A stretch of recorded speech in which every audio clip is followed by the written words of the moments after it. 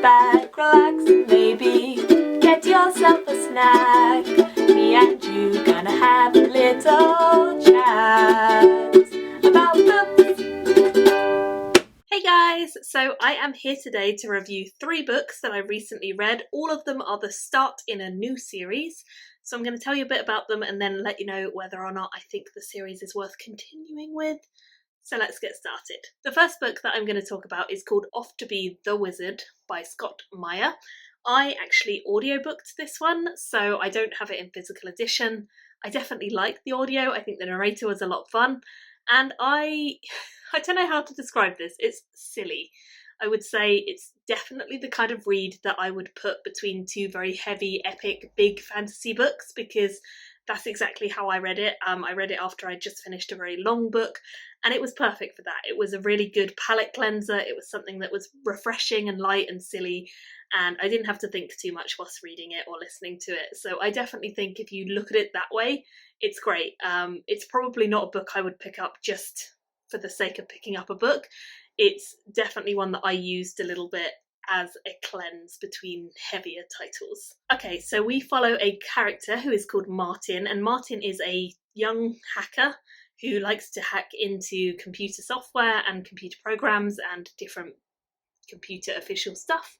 And one day he manages to hack into a program which is on a different computer, and this program is basically a humongous text file, like a text edit file. And in this text edit file, one of the things that he always does for some reason is just search for his name, just to see if there is anything about him. It's very unlikely, it doesn't happen very often that he finds himself, but in this instance he actually does find an entry about himself, and what he decides to do is just edit the entry, because one of the things that it says is that his height is the correct height that he is, and he always likes to think of himself as a little bit taller, so he changes it. He changes the edit just to update it with his actual information, actual being the key word. So he basically makes it what he wants, and he doesn't know what this file does, he doesn't know what it relates to, but he's like, oh well, I'm a hacker, I can always come back and change it back again. And he realises very quickly that anything he changes in this text file is actually altered for good. Like, he can really change things, he can actually affect the world. And not only can he do it for himself, but he can do it for how things interact with him. Whether he has the ability to fly or not is very much down to how he directs gravity against himself in this text file. And he quickly starts having a lot of fun with the text file that he's hacked into. He is able to manipulate it so that he appears to have magic. And this is pretty much his wildest dream come true. But of course he knows that if anyone finds out he has found this magical text file and changing it, then he's going to be in a lot of trouble. So his story kind of really begins when he gets chased into the past, and he ends up trying to make a life for himself as a wizard in the past, using this magical text file from the future to manipulate the world and do magic. And he kind of ends up apprenticed to another magician in this time period, or wizard. He goes back to medieval times, and I really like that he ended up sort of in this mad group of people who have all gone through a similar situation to him. They're all kind of wizards in the making for some reason, and they all end up in this old, very vast medieval world where they just seem like gods because they have the ability to do stuff that no mere mortal could ever imagine. And computers and things like that are just vague recollections of the future that they only have, but of course the people of the medieval present day don't have. So it's a pretty interesting look at what would happen if you kind of manipulated things in a digital format to give you a magical output. And the way that the story works is that it's a pretty funny one, it's very light-hearted, it doesn't take itself too seriously. Martin's quite witty and silly, but there is of course a big baddie that the characters of this world have to kind of go up against. It's just a case of he's not really that bad of a character, he's just kind of doing his own thing and manipulating stuff in the way that they don't agree with. So it's fun, it's easy reading, it's definitely not a difficult book in any way. Would I read the rest of the series? I think I probably would, but I would definitely use them as a cleanser between big books. Like I say, I think it works well for that. I'm not sure I would necessarily think, oh, I loved the first one, so I'm going to go straight into the second. I didn't do that, but I did enjoy it, and I did think it was a lot of fun. I ended up giving it a 3 stars overall, and I definitely think it's a series I'll return to if I just am in that kind of mood. The next book I want to talk about is one that I've seen on a lot of people's recent reads, or like books that they've read in the last year or so. I've definitely seen people talking about this, so I was intrigued. I wanted to pick it up. It's called Black Sun, and it's by Rebecca Roanhorse. I don't know too much about this author. I've not read any of their other work, so I was pretty interested to just dive straight into this. And again, I audiobooked it, which is why I don't have the physical edition. So this one's a little bit of a slower one to get into. It's a bit more of a classic epic fantasy series, and we follow 2 main characters. We have Zyla, who is an exiled Teak, and a Teak is kind of this race of people who are magical, but also very much kind of looked almost down upon in this world. That they're feared, I think, is the best way to say. People don't necessarily want to hang out with them or like them, but they see the usefulness of having a Teak around. She is able to calm the waters of the sea because the Teak people, or the Teak race, is connected to the mother of the sea, and they have an ability and affinity with being able to sing and calm the waters, the waves, which is obviously very useful if you are in the sailing business or the piracy business or any of that kind of stuff. We also have a main character who is called Serapio, I believe, and he is a crow character, a young crow man, and the crows are kind of this gang, I would say, almost. He's blind, and he has a pretty big duty to fulfill.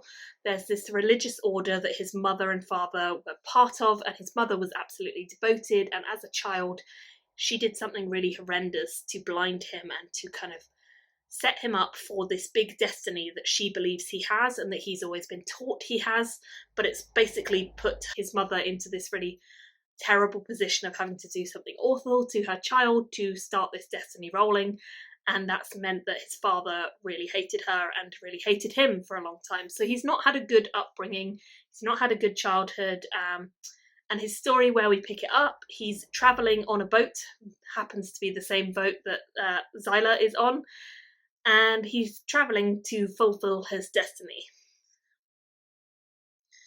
She is hired to be an escort for him, to make sure that he gets there safely by calming the waves. But on the way, they end up in a big mutiny with the crew, and things go pretty wrong from that point onwards, both for his destiny and hers, and just kind of saving the world. Alongside this, you're also given insight into some of the ruling powers around this world, some of the people who are currently in power, and some of the history around how they got their power and why. I do think this is quite a political book. When you think about it, it definitely has different factions who are warring, who are kind of on the brink of war at all times, and the crows and their sort of society has definitely been wronged in the past. So the reason that Serapio is a kind of big part of this change and this destiny to come is because of the way that they were treated in the past, and not everyone in their faction agrees with this changing destiny or this new idea that he's going to bring. But it's a chain of events that's been set in motion by this point, and he is just kind of following his destiny. Zyla doesn't know much about this. She finds out more as the story goes, as the reader does. So I'm not going to say too much about what it all has to do with, but that's kind of the basic crux of the story, is that they are travelling to this destination to fulfill his destiny, and along the way mutiny occurs and it all goes a bit wrong. Now, I will say this book has a very non-European influence to it. So we have the crow gods and we have the destiny of the land, which unfolds around us. It's inspired by like the pre-Columbian Americas, I believe, which was not a setting that I'd typically read an awful lot of, or like a culture or a setting that I'd seen much in fantasy. So I enjoyed those elements a lot, and just seeing the setup of the world was pretty cool. I do think the characters take a bit of time to get to know. I think Zyla comes across as quite testy at first and quite hard to like, but as the story went on I enjoyed her more. And Serapio is a bit more likeable from the start, but equally he has this big destiny which is not very likeable for a reader, because you know that it's going to cause massive chaos in the world. So they're quite interesting as characters. I definitely enjoyed this, and I think it's a fun read once you get into it. I don't think it wowed me as much as I was expecting from other people's reviews of it, or from the way that I'd seen other people hype it up. It just didn't quite capture me, but maybe I built it up a little bit more in my head before I went into it. So again, I gave this a 3 stars. I think it would be a series I'd continue on with, but more because I'm just curious where it's going to go than because I really loved it. I'm definitely intrigued enough to want to know what happens next, especially because the ending is quite climactic. But would it be a top series for me? At this point, definitely not. I'm interested, but I'm not loving it. So I'd love to know if you have carried on. Is the next one out yet, or will you be carrying on if it comes out? I don't know when it comes out. Yeah, let me know. Have you read any others by this author? What are your thoughts? Because I just feel like I'm still a bit undecided. Like, I liked it, but I can't quite put my finger on exactly what didn't work as well for me. So I'd love to have your feedback if you guys have tried it out. And the final one that I'm going to talk about in this video, I actually have the physical book for, and that is this one. It's by Juliet E. McKenna, and it's the first one in the Tale of Eirinion, or Einarin, and it's called The Thief's Gamble. I've never read any Juliet E. McKenna before, so I was pretty interested to give her a go because I've heard her name sort of bandied around. But yeah, I hadn't read anything until this one, so I think this is one of her first books. I'm not sure if it's her actual debut, but I think it's one of her early ones. So yeah, let me know if you've read this series, what you thought of it. I went into this very much expecting a sort of classic fantasy because it is a mass market paperback. It's definitely one that came out a good few years ago. So I expected it to be that, and it definitely is that. However, it does have a female lead character, which is something that not a lot of older fantasy has, so I enjoyed seeing that. I think it's not that polished of a story, but because I think it was one of her earlier books, that kind of makes sense, and it definitely took a bit to get into it. However, we follow a lady called Livac, or Livac. She is on a mission with one of her friends. They're trying to kind of go around the world and make their fortunes. She's a gambler, she's a thief, and she's kind of just been living day to day through life so far. She's looking to meet up with this friend, like I say, but she ends up actually getting wound up in a plot with wizards and with different people who are on this adventure that she just kind of stumbles into accidentally. There are scholars, there are wizards, and then there's her. And she kind of feels like she doesn't quite fit into this situation, but actually they require the services of a thief, and she sort of manages to give herself away as being a thief, and therefore she gets roped in kind of under duress to begin with, to their plot and to be part of their band who are going around, and they are on this mission to find certain artifacts which they believe have some sort of bigger, deeper meaning for the world. They don't really know why, they don't really know too much about them, some sort of ancient wizardry technology, but she's intrigued enough to want to stay around and find out more. It's a first-person story, and I will say that Livac is very much witty, stubborn, able to stand up for herself, doesn't take crap from anyone. She's pretty feisty as a character, which I like to see. Some of the other characters who we see included Cass and Alan. Cass is a wizard, and then Alan is like an apprentice or a wizard-to-be, and they are constantly trying to get ahead of Cass's rival, who is called Shiv, and Shiv is one of the wizards who is with Livac. So you can see there's these like two branches who are both kind of on this mission that is similar but not really the same. The other characters who are in Livac's party, we have Dani, and then we have Jerris, and each of these characters was told in third person, and they all kind of have their own parts to play. I do feel like none of the other side characters got as much exposition or as much development as Livac, just from the fact that she's first person and the rest are not.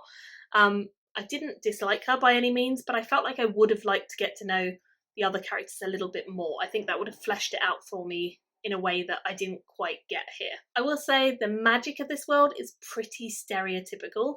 There's nothing super revolutionary about it or super standout about it.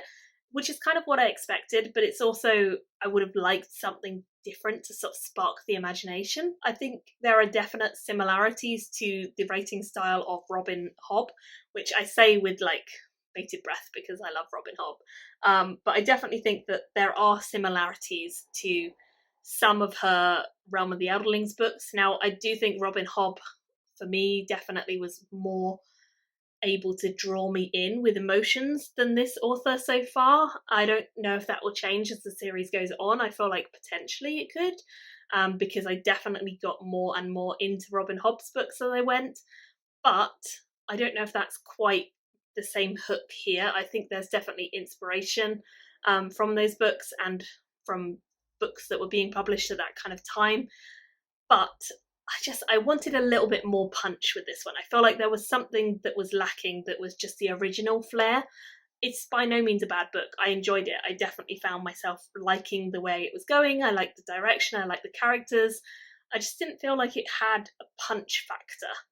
And that's hard to like pin down exactly what that is, but it didn't have that wow factor, that something different that I was really looking for to kind of drive the plot forward and make me excited. So I'm interested if that does happen in the later books. I think there are like 5 or so in this series, so I'd love to hear if you've read the later ones or if you've read any other of Juliet E. McKenna's work. What do you think of her? I've heard her name a lot. As I say, this is the first one I've read of hers, so do let me know if you think it's worth me carrying on. I gave this one 3 stars as well, so as you can see, they were all kind of a similar level for me for different reasons. Like, I like them all, but I don't know if they're enough to just push me on to purchasing the next one. So I'd love to have your thoughts on this. Do let me know whether or not it's worth carrying on. Thank you all so much for watching, and I will see you very soon in another video. Bye guys! Thank you for watching my video today. Go pick up a book, then come back and chat with me again.